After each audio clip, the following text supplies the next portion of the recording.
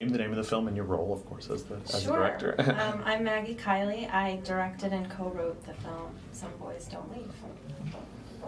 My name is Eloise Mumford, and I play the girl. My name is Jesse Eisenberg. I played the male. The other. Vandalizing to say boy. I know, I'm Yeah. sorry. That was not my idea. So I just saw the film, like literally about 2 minutes before you walked in. I finished Great. it. Fresh in there. That's right. And I loved it. I thought it was fantastic. It was really. Thanks. It was a lot of things at once, which a 15-minute movie is hard to fit into. You know, it was sweet and heartbreaking and mysterious and confusing and. A lot of cool things, and you were one of the co-writers as well. Yeah. So I'm curious about sort of the genesis of the script. Was it originally written as a play because it seems like it could work on the stage? No, and I can't take credit for it. Matthew Mullen came up with the idea. He was literally lying in the hallway while his friends were shooting a movie, and he came up with the idea and wondered if you could keep something that stationary.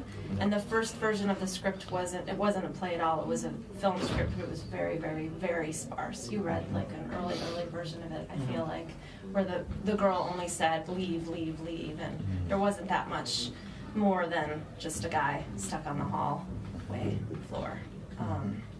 So I started working with Matthew, and we worked on it and made it a little deeper, I think. Cool. Now, in your part as playing the girl, one of the things that must have been a little difficult is that you're on a set. I assume being an actor, you're a collaborative creature. You like working with your director. You like working with your actors. And yet, for your character, you have to pretty much completely and totally disengage from everything and everyone that's there in the immediate, certainly from the boy 90% of the time.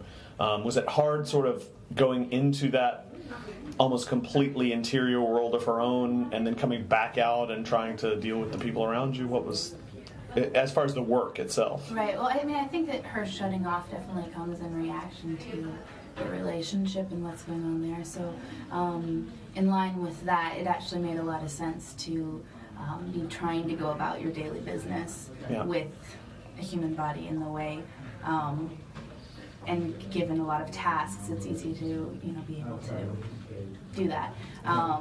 But yeah, it was an interesting thing of coming in and out of the scenes where there's certainly a little more emotional connection, and then the ones where she's trying to shut it off. But I think everyone can understand that going through a breakup, that there's a lot of that where you're putting up walls and then you're slowly letting the little cracks come through a little bit. And then sort of retreating back from that, closing those back up, crack, and then it comes back together and all that. Yeah, absolutely. And Jesse, as far as you, was it? I mean, what a depressing place to be inside that character for the I don't know how long the shoot was, but for the duration of the shoot. I mean, 16 weeks. Can you imagine? I mean, was there a supply of Xanax on hand for you, or what was how'd you sort of sink into that darkness? I'm a depressive, and by nature, so that's easier than playing somebody who's thrilled. So that was not difficult or a stretch or anything. And then just by virtue of like being on a floor like that, you just you feel just less than, and you're forced to resort to other tactics like annoying her and feeling bitter about things. So just by virtue of that physicality, it kind of makes you you feel a little inadequate naturally. So